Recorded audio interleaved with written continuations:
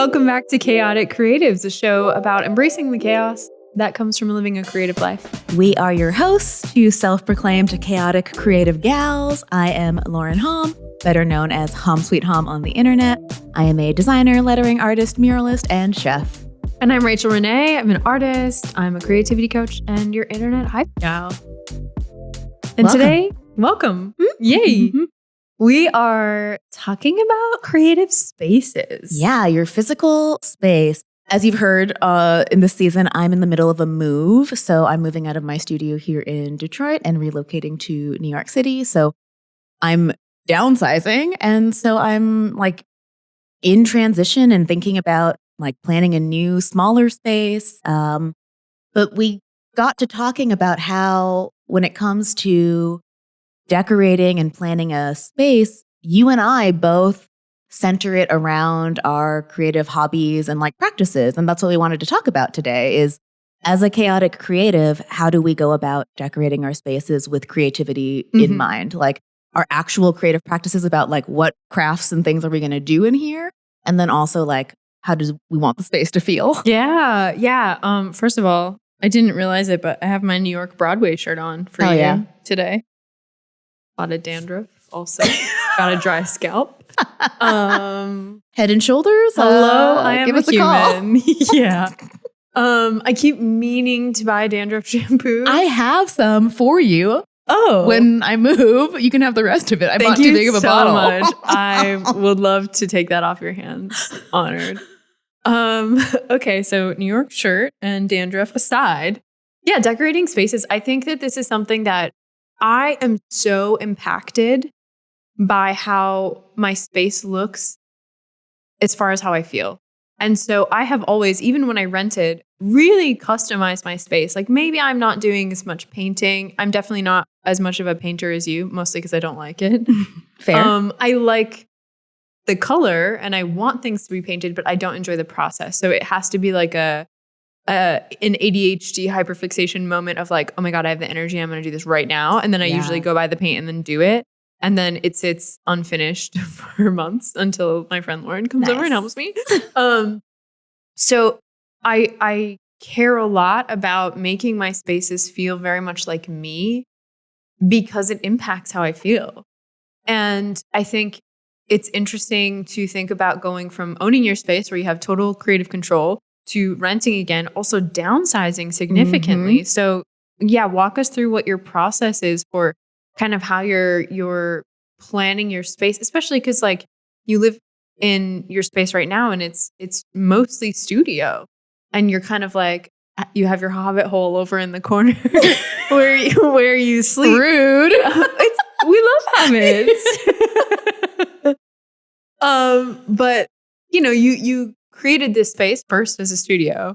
Yeah, I guess I can say it now because I'll be out of here, but I've been like kind of keeping it hush I'm before sorry. this. No, it's fine because I just didn't want any like weirdos to stop by. Oh my gosh, of course, because you have. I'm so sorry. No, you don't have to. Like, I won't be here, so it's okay. Yeah. But after culinary school, I've basically been living in my art studio for the last year. But it's a living space. Yeah, it's like a live workspace, and so it's fine. But it was mostly set up as my art studio for the longest time, and so it is like the joke in my like amongst my friends is there's no soft surfaces in here.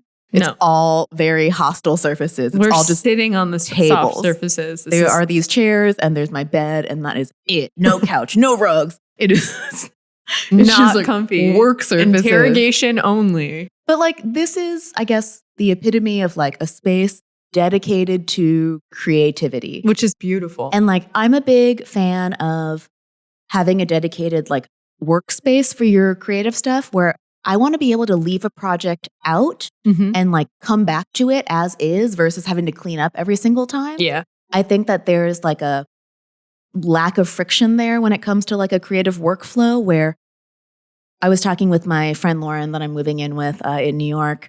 And she's like, oh, but aren't you going to work from like the dining table or like, you know, a common area? And I was like, well, I still want that dedicated space. Like, even though sure, it's going to take up like real estate in my like tiny ass bedroom, I still am dedicating like a chunk of my bedroom to like creative workstation because I'm just trying to be like more cautious when I move back to New York. I'm not going to get a dedicated workspace quite yet and just like start small and slowly expand as needed. And maybe just go to coffee shops. But I just want, I'm still dedicating a space where I can leave my projects out. And it might be a little more limiting in terms of what I can do, but I think it's really important to have that dedicated space because we've talked about this earlier in the season and in prior seasons of just carving out, whether it's a container of time or a certain topic or a project to work on, or even like the container of like a gathering where it's like, hey, we're going to dedicate these resources to this one thing, creativity, like that we love. And I am also very impacted by my physical space. And I think that even just seeing whether it's your quilting table or your like workstation or your like hobby corner, it's a nice reminder that like, oh, I should get to that. And so I like having that around. Yeah, I do too. And I have moved my spaces in my house a lot because my main floor has the living room, and then there's like weird TV room nook. And then I have my office. And when COVID started and we went to work from home, that office was kind of like guest room. I didn't really use it a lot. It was kind of a dumping ground for all the shit I needed to put away. And then I would close the door. But I turned it into an office. And in that process, had like my desk with my computer for my day job. Then I had 2 other desks, like L-shaped, where I had all my sewing stuff. But I found that even though I loved sewing in there because the sun shines in there really nicely, especially in the spring when I have a lot of creative energy, it frustrated me to have the mess when I was trying to focus on my day job. So I found myself like putting things away, which I don't like to do because I feel like I want to like pause when I need to and then be able to jump right back into the project. So I ended up moving all my sewing stuff into the basement, which is not aesthetically pleasing, but it is much more helpful for me in terms of being able to leave everything out. But I have considered, I don't know if I've said this to you or on the podcast. I know I've talked about it here and there. My bedroom is upstairs, and it gets a lot of light, and I only use it as a bedroom, but it's huge. And I have considered maybe moving all of my craft stuff up there. So I have my sewing stuff. I would have I have like the IKEA many drawer units that we built. Yeah. With tons of craft supplies in them. And the only thing that has stopped me from doing that is that I would move my bedroom downstairs to where my office is. There's no closet in that room. So I would have to still go up into that space to get dressed because my big closets are up there. But also, like, getting dressed is a creative hobby of mine. Yeah, so I don't hate that. I think it could work. And then I don't need to, but it would clear some space from the basement. Mostly I just really like working in a lot of daylight. Yes. Sunlight. It's a big thing. It's tough to do. It's tough to want to go into the basement, especially with longer days in the summer. Yeah. I'm curious how you have approached kind of decorating your space for you. Maybe before you had this studio, you lived with a partner. How did you compromise? How did you like think about another person's perspective, or alternatively, how did you decorate prior to owning your own space? Ooh, yeah, this is whichever question you want to answer. Cool. I'll do the last one first. So it's definitely been like a acclimation period going from like being able to do whatever I want in this space, right? Because I own it, to like asking my landlord, please, can I paint the walls? Which is very humbling. And it is, again, working with what you've got and like what you can do. Like, I'm still going to paint my new space because color is a big thing for me personally. And again, balancing the 2 like functions of the room where I'm like, okay, creative nook, but also it's going to be like cozy because it's going to be my bedroom too. So keeping kind of maybe like designing the separate areas, but still ultimately like I need to sleep in there. And so that's been kind of a like learning curve because renting too, it's like there's a practical part of my brain that's like, well, it's not mine. So like, how much effort should I really put into like this temporary space that like I don't really have any stake in? But then that's also how you end up, if you go too far down that practical like line of thinking, you can end up with a space that feels drab or doesn't feel like you. And it's obviously, maybe it's pure function and it doesn't like actually impact the function of the room, but it just isn't quite as like joyful or as life-giving as it could be. And you and I are big on color and fun and silliness and joy. And so I think it's worth, spending that weekend or even a couple weekends over the first month that I'm back. I'll likely spend, decorating and painting and just adding extra little bits of things in. So when it came to designing a space with a partner, though, which I'm sure a lot of people listening live with roommates or live with a romantic partner, that was a really interesting creative challenge, I guess. I got lucky in the sense that my former partner was also a designer. So at least we had like a base level understanding of like what is good or acceptable, like design principles. Mm-hmm. We got lucky too that both of us, like the Venn diagram of our design aesthetics, we both liked the color blue. Okay. And so that was very helpful. Great. It wasn't like we were like dug our heels in two completely different camps. Mm-hmm. And so we just kind of compromised on like he was super minimal, I was super maximal, and we kind of met in the middle. Yeah. Yeah. It's interesting because I know you are maximal, but when I compare myself to you, like I'm maximal plus because you don't like stuff. I'm maximal like aesthetically when it comes to my design aesthetic, but you are probably more maximal too. Like even like our tattoos and like our style, like you're definitely like more than I am, which is I've been outmatched. I love it. I've been talking a lot on Instagram lately about like recognizing the things, and we've talked about it on a couple episodes about like the things that I'm self-conscious about, and being too much is one of them.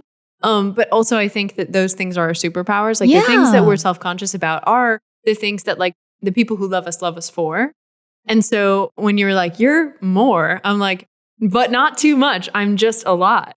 Yeah, not for too the much. right people. Yeah. Yeah. I am a lot in terms of like aesthetic. Like I love color. Rarely will you find me in all black. We did one episode this season where I was, and it just like every once in a while, I'm like, it's like you always talk about when you're absorbing information, like pressure washing your brain. Mm-hmm. I feel like it's like a palette cleanser for me to kind of like, okay, I'm feeling all black. I'm going to feel like I'm totally neutral, blank canvas. And then like I start again. I love that. I love the idea. I love that as like a palette cleanser. Yeah. Because when I was getting dressed today, I almost put on a black shirt and I was like, what if I were all black this time? But then I couldn't do it. I was like, I want to wear my green shirt. Yeah. But in terms of my spaces, I love collecting things. And so I have a lot of tchotchkes. I have every time I go on a trip, I get lots of souvenirs, and I just love having my little things out. I love my things. And I used to feel very self-conscious about that because I in my head, I'm like, me liking things is like overconsumption. It's like leaning into capitalism. And I was doing a lot of thinking around that. Like, do I need to go more minimal? Do I need to stop buying stuff? And like, when I say buying stuff, I'm like going to an antique store or an artist market. Like I never think of your stuff consumption as like overconsumption in like because it's intentional. Yeah. Like I'm buying it for a reason. I can tell you where all of the little things were from or like why. Yeah, there's a story behind it. And it's also like you're buying it because it's fun. It's not just like, oh, there's a deal, so I'm going to stock up on like all these things. Or it's not like a urgency thing where someone was like, some influencer told me to buy this thing, so I'm buying it. I don't need it. And you have such a defined sense of like personal style, like in your home and yourself, that I'm like, oh, you're clearly selecting these things intentionally. And I've never associated it with like over consumption because I'm someone who grew up around a lot of stuff. Like love you, grandma. My grandma's a bit of a hoarder. I feel like that generation, it's common for that generation. And then like one of my best friends growing up, she described it as the house that I grew up in. My mom and dad weren't hoarders, but she was like, there were a lot of wares in your home. Like my mom and I would go to the thrift store a lot and just get stuff. And like, there was just a lot of things in the house. Like decorative baskets and stuff, and didn't quite match. I just grew up with a lot of visual like things going on. Yeah. Well, a lot of visual interest. Yeah. That maybe, I don't know. I wasn't, I wish we were friends when we were kids. My mom was really crafty too. Like she like glued seashells around the frame of like the bathroom mirror and like sponge painted the hallway and the dining room so it had like some texture. And so like there was like a lot of like DIY kind of the same stuff that I do now. Yeah. Just in a more like personal use setting. Yeah. DIY beach vibes. Yeah. Did you live on the beach? No, maybe like 10-minute drive. Okay. So like where I grew up was not super close, but my grandma's like a 10-minute walk. Oh, from the beach. Yeah. Cool. Maybe 15. I could be wrong. I've only done it a couple times. I'm gonna go to your grandma's and clock it, and I'm gonna call you out if you were wrong. This episode is brought to you by me, Rachael Renee, your creativity coach. Did you know that I offer one-on-one sessions? One of my favorite things is to help my fellow chaotic creatives gain a little bit of clarity in their creative practices and their lives. So you can book a session today. We can develop or refine your creative project idea. We can clarify your creative goals. We can map out what your big, juicy life looks like. Or we can build a system for prioritizing play and making it easy for you to incorporate. If you'd like to book a session, you can visit rachaelrenee.com. That's RACHAELRENAE.com/coaching. One of the things that has helped me come to terms with like my collections is I went to Mexico City not last summer, maybe 2 summers ago now, I think, and went to the Frida Kahlo Museum, and which is like her and Diego Rivera's house that is now a museum. And I didn't have a lot of like personal ties in terms of like, I didn't know a lot about Frida Kahlo. I know like, we have the Diego Rivera mural in the Detroit Institute of Art.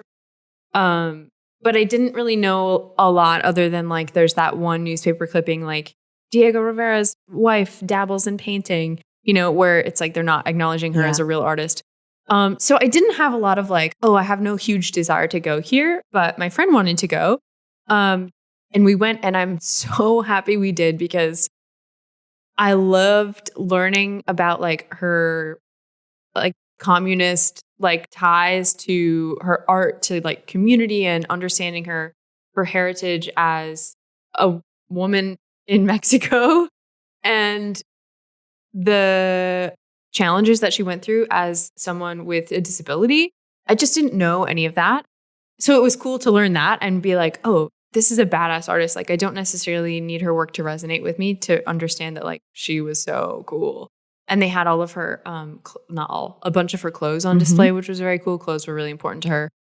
So I was finding myself like really resonating with her as the artist, not necessarily her final product of art. And because you're walking through their home, they have all of their things out, things that they collected. And there was something that, some signage around one of her collections that was like, she very intentionally chose these items to represent like a story or an experience or a memory. And it influenced her perspective on life and her art. And I was like, oh my God, yeah, all my collections are just like the museum of me. Yeah, like that's how I think of your house. Yeah, like if you walk in and I'm not there, you're like, this is very Rachael. And you can learn a lot about me. It reminds me of Room Raiders. Do you remember that show? Yeah. Also, when I introduced the episode, I was like, oh, like Trading Spaces on TLC. Did you watch that show? Where like two couples would switch and then they would design their homes or a room for each other. Based on what they knew about each other? Or no? I think they were strangers. And a lot of times it was ugly. There were only a couple times that I remember as a kid being like, oh, wow, that person like really doesn't like it. But they would have to pretend they're on TV. Oh my God, you would be perfect for Room Raiders because it's dating and interior design. Do we need to bring back Room Raiders? We need to do Room Raiders, but for like millennials. 35 plus Yeah, edition. because Room Raiders was like for college kids with disgusting rooms who like sometimes I still live remember with their the parents. blacklight thing. Yeah.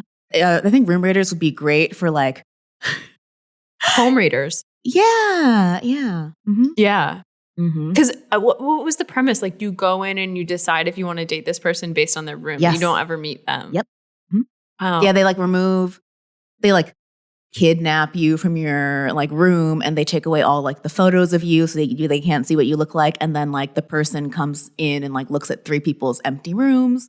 And like you're allowed to like look through drawers and like whatnot to like get a sense of someone based on their room. Yeah. Like, yeah. That's fun. I'm just thinking of there are like 2 very distinct versions of my home. One is like when I have free time and it's clean and tidy and smells really good.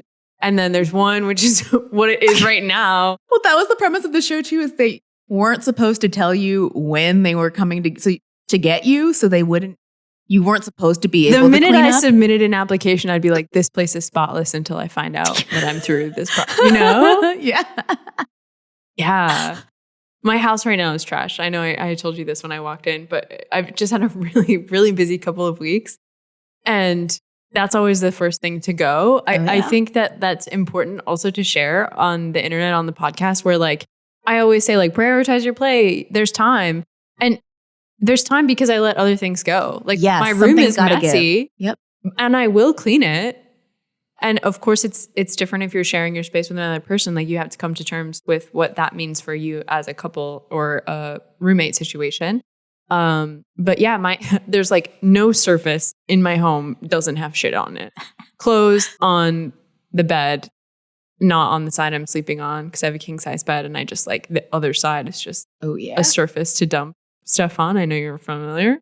And then there's a couch in my bedroom that has my suitcase that I haven't unpacked. It has like boxes that I haven't opened. All the surfaces in my kitchen are covered with shit, ceramics, like mail. I can't wait to clean it tomorrow morning. It's going to feel so good. I feel you. I've been sleeping next to a roll of maple veneer. You haven't moved that? Okay, first of all, what is the maple veneer for? Second, why did you decide that the bed was the best place to put it and then not move it? I'm not judging you. I'm just asking the thought process. Because I just don't want it to get damaged. Okay, that's fair. And I don't know. There just wasn't a good. It's huge because it's 8 feet by 4 feet rolled up. I just didn't want it to get damaged because I'm trying to sell it on Facebook Marketplace right now. It's left over from when I was refinishing the cabinets at me and my ex's place. Okay. And I just bought 2. Where has it been?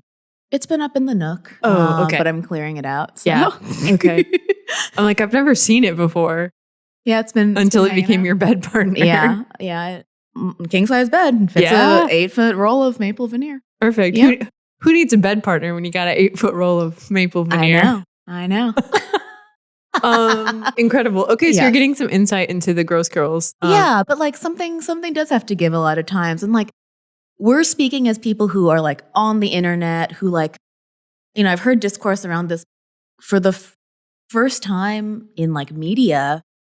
We're like self-publishing because of social media, and we can see the inside of regular people's homes and like instead of just like celebrities, right? And so I think we're seeing into other people's spaces more often. And so I never want anyone to feel pressured to like make their home look perfect. And like what you're seeing online too is like Rachael and I are influencers. And so we have different incentives to make our spaces look cool because we're like filming in here a lot of times. And so I don't want anyone to ever feel bad that like, oh, my house isn't colorful, or like my landlord won't let me paint. Like there are things you can do if you really want to, like if you really want to prioritize having a colorful space, but like it is a lot of effort. Yeah. And like on the other side of the camera, there's probably a pile of shit. Like, I mean stuff, not like actual shit.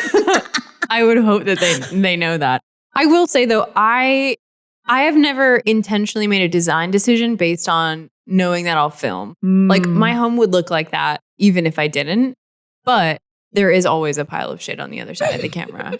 Of stuff. Yeah. Because you're also just moving your camera around. Sometimes you have to move stuff out of the way to be able to film there. And that is true.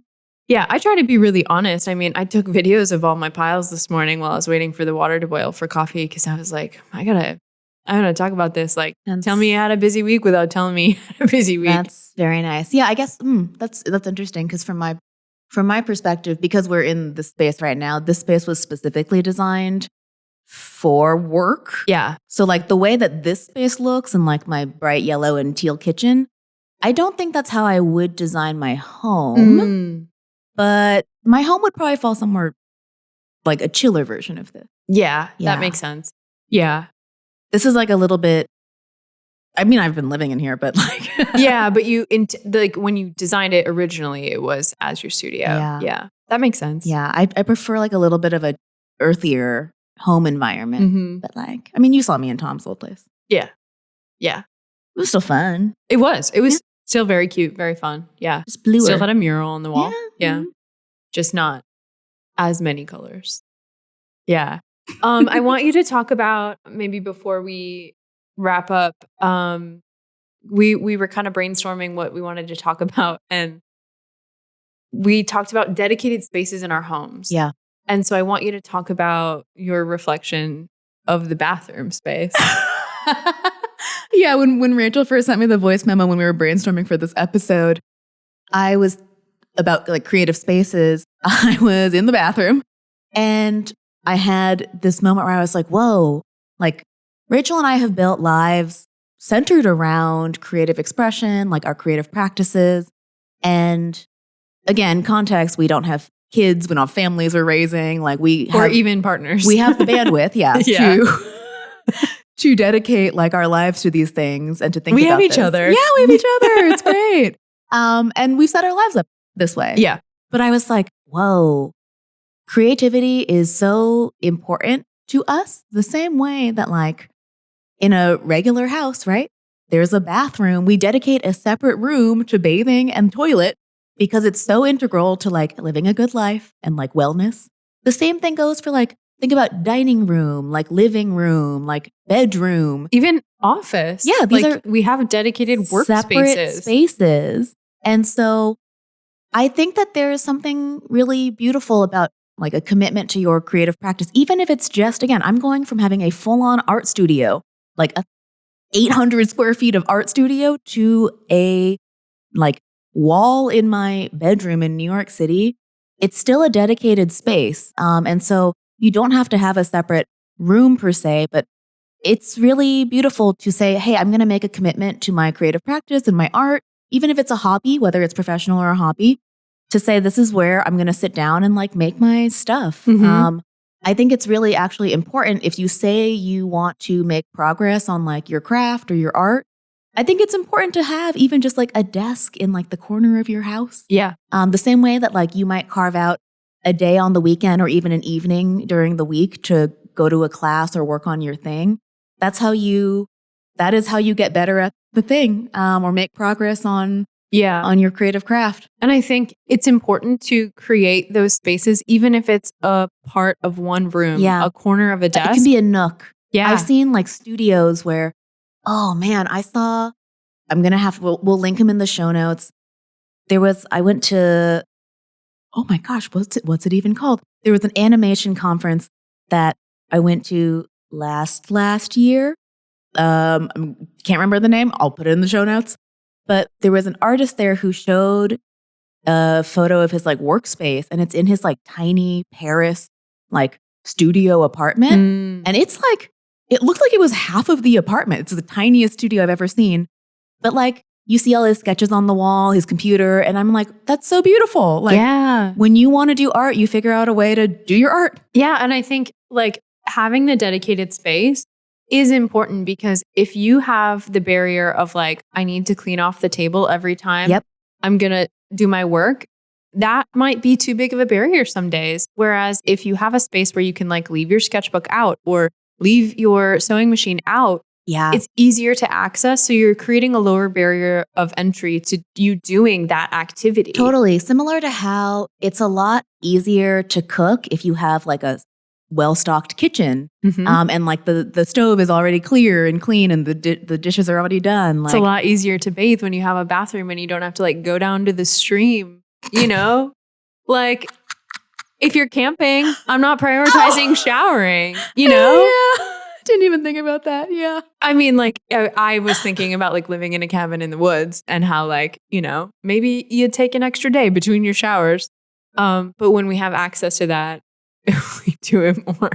Yes, it's true. I mean, yeah, I think having a space where you can see it visually too, and you're like, okay, that's where I do my creative stuff, and you have all your gear ready to go. Yeah. Like, I know you're a gear gal. Like Love it makes gear. it so much easier to have just like a dedicated little station Mhm. that you do your work at. And depending on again, there might be limitations with your space. Like I am not going to be doing any work with like clay in my bedroom because it's so messy, right? Mhm.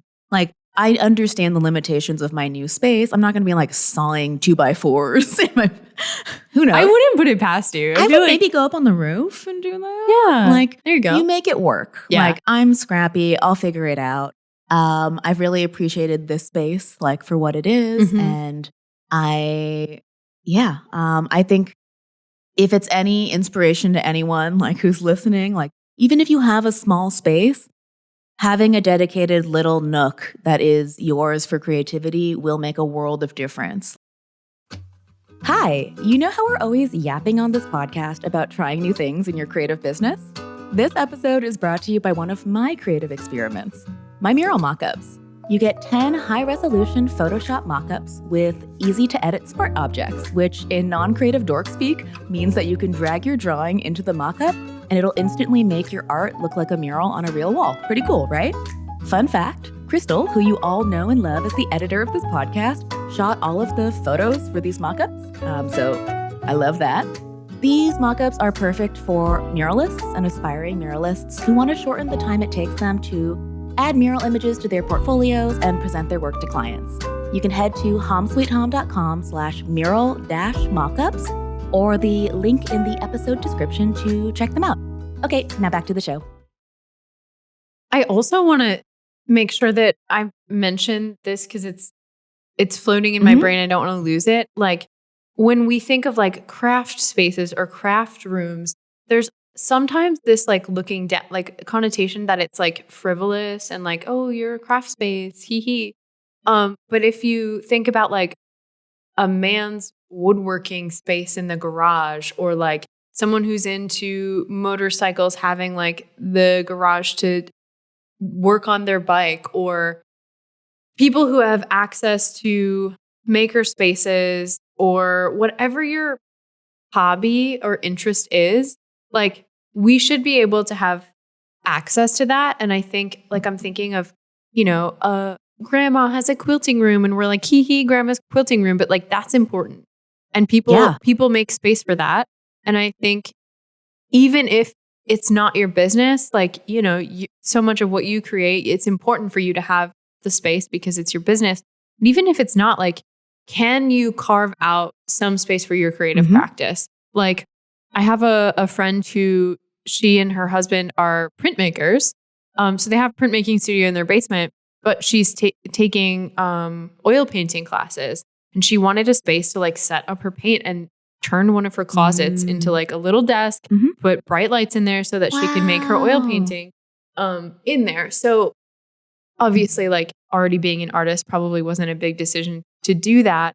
But as much as we can set ourselves up for success in terms of prioritizing our play, if we want to be artists, even if it's not professionally, like we have to be able to give ourselves the space and time to do so. Yeah, I think, you know, similar to having finding focus, having a focused space, or even like a almost singular use for that space is a helpful container. So similar to what they say about like sleep hygiene, where you're not supposed to take your like laptop, your wood phone, veneer roll to bed. Yeah, into your bed, because like, or like even having a TV like in the bedroom, like people will say that you're supposed to just like, it's supposed to be your like little oasis, and like it should be cozy and like no like blue light like an hour before you go to bed. You should just read, which I think you and Kristle are pretty good at a lot of times. I'm okay. I love to think that I'm like so much better than everyone who has a TV in their room because I don't. But like You just have a tiny TV. I just have a little TV and it's this close to my face, so it's probably worse for me actually. Yeah. But No, I do read a lot, but sometimes I'm reading on my phone. Yeah, if instead of like working at the dining table, right? Or like doing like drawing at the dining table, which is still an option. If you have a dedicated drawing table, it can be a nice focus for your practice. It's not to say that you can't work at the dining table, but you know, that's also where you have to clear it off to eat dinner. Maybe you have friends over, maybe one of your kids spills something, you know, at the table. Like there's just a lot going on. Yeah. And so, yeah, if possible, try to have a little separate station. It might help you do more of the thing you say you want to do. It certainly helps me as someone who is very easily distracted. Me too. Yeah. I'm really looking forward to taking that table off your hands so that I can really spread out to do my quilting projects. Yes. Yeah. Yeah, you want to set yourself up for success. I do. Yeah. Yeah. Okay, so speaking of projects, what are you I mean, I know you're in this like you're in crunch time, like you're about to be moving. So I would imagine that you aren't actively working on many big creative projects besides your work. But is there anything that you're noodling on? I would imagine your space is probably the big one right now. Yeah, I'm planning like my again creative desk setup in my bedroom with some like faux built-in drawers underneath. What's your plan? You're gonna IKEA hack it? I'm gonna IKEA hack it because I have all those IKEA drawers that I'm bringing with me, and they're like about window height. Yeah. So I basically just need to configure like a long desktop. And then like there's a recessed window in my room that I'm going to add on to. So it's basically just like taking some scrap wood and building like a long ass desktop is my like current project. I have it like all laid out in Adobe Illustrator. I love that. Yeah, it's like real geeky. Fun. What about you?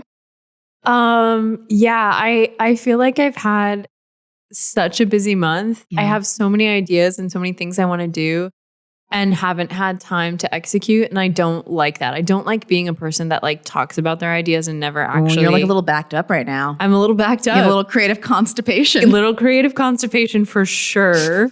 We got to get the creative fiber going to get things moving. The smooth move tea of the creative world, which is free time for me. We'll see. I think I have some time this weekend, but again, I mentioned I do need to clean my home. I need to get groceries. I still haven't gotten groceries from when I was away. I've been like eating freezer meals, which I'm so grateful for myself for making like chili and freezing a bunch of it because I've been sustaining myself. Where normally I'd be like, I'll just eat bread for every meal because that's what I have. So. Oh, that's also one of my final projects too, is I got my sourdough starter going again because one of the last things I want to do before I leave is bake you and Kristle a ton of bread. Oh my God, I would love that. Yeah. Wow. Because you gave me all that nice flour too, so I owe you some like loaves and you can just freeze them. So when you do need to eat bread for dinner. Oh, I eat bread with every meal. It's good. But it's just sometimes I don't want it to be the only thing I eat, you know. I want there to be a vegetable or nice. a legume involved. Great. So I really want to get to the ceramic studio this weekend. That's my goal. Besides cleaning my home, I would like to do that. And yeah, get going on some projects. I feel like I've talked about this in past episodes, but in winter, I feel very much like I'm hibernating, leaning into that part of the season, really doing a lot of like processing in my brain. And then I hit this sort of point of agitation. It happens to me every year around this time between like February and March where I'm like, oh my gosh, I have so many ideas, but my body is still like tired. And so I feel really flustered and agitated. Like I don't have the energy to execute my ideas. And I'm feeling like I'm starting to hit the point of like, I'm ready to execute. I'm ready to get things going and moving. Especially like the sunshine. We had a 70-degree day, the other day. And that helps a lot, which like makes sense, right? Like the plants are starting to grow. during that time when it's warm enough, like things are moving at that time Mhm. instead of just being underground, like waiting to bust out of the seed. So yeah, check in with me next episode or next couple of episodes, and maybe I'll have a project going by then. It's all good. Yeah. Yeah. Cool. You did the Patreon last time. Yeah, you're I on. can plug us. Okay. If you would like to support us beyond listening and rating and reviewing and sending your favorite episode to someone who might enjoy it, which you are also invited to do. If you have capacity and are interested in joining the Patreon, we have a few different tiers where you can get access to some behind the scenes stuff. We have some extra little treats for the patrons. And then we also have our, what did you call it last time? Like the super tier? Yeah, our mega tier, Mega listener tier. supported ads where we'll shout out your chaotic creative project to all the other chaotic creatives. And what else do we? Oh, you can also get discounts on both Rachael and I's courses and offerings, which is kind of cool. Yeah. And we have some fun little projects that we're excited to share that's Patreon only. So yeah, you can hear us gab more. yeah, gab more, gab even, about topics that like maybe, they're paywalled. Cool. Please support us if you can. Yep, the link is in the show notes. Yeah. Or you can go to patreon.com/chaoticcreatives. And we have never in the history of the podcast shared what our own websites are. But in this moment, I'm like, obviously you should check out our websites too and our offerings. I'm RachelRenee.com, RachaelRenae. Ooh, yeah, tricky. Yeah. Good luck with that one. Just kidding. And you can find me everywhere on the internet. It's Hom Sweet Hom. It's like home without the E's in home. Great. We got lots of stuff. We have lots of things to share with you beyond just our gabbing and ideas. Yeah. So, and I guess by the time this comes out, we hope you're having a great summer. Yeah. I hope we are too. I hope I'm tan. I hope I'm drinking pina coladas. I hope I'm not tan. I'm like SPF 50, 100. I hope you're not tan either. I would love for you to be drinking pina coladas. Yeah, I'm going to change like 3 shades. Yeah. Okay. I'm going to have to buy new makeup. Like I've got like a Islander Please, for the love Japanese of God, blood. throw the old stuff away and don't try to recycle it. Yes. If you are unfamiliar with why I said that, in a previous season, Lauren shared her journey of recycling makeup into new different types of makeup and had a bad reaction. I think I gave myself hives by taking like 3-year-old lip stain and like mixing it together with other products. You were trying to be a chemist. I know. I'm just like a little upcycler. You are, and that is admirable. And now we know that that is a realm that upcycling should not apply to. Oh, yeah. I guess, after we're done with this, I promised Kristle that I would. She has like 8 candles that are done, but there's like a little bit of wax left in the candle. And she's like, didn't you do that thing where you melted them all together into one mega candle? And I was like, yeah, I can do that with all your little candles. And I was going to record a tutorial of it, but I don't want the internet to yell at me because I'm pretty sure you're not supposed to do that because I just like pop them in the oven to melt the wax really quick. I'm sure it releases some kind of toxic fume. Okay. But I've got candle wicks and new jars, and you can kind of make a weird smelling new candle. Cool. It's just a combination of all your other candles. I look forward to seeing and smelling the results. Probably won't give you hives. At least directly. The only person it could give hives to is me because I'm touching the wax. Yeah. Yeah. Unless the combination of the perfumes in the wax will emit something. But let's assume that it won't. I don't think it will. Check back in with me next episode. I'll let you know. Perfect. All right. Thanks for listening. See you in the next one. Bye.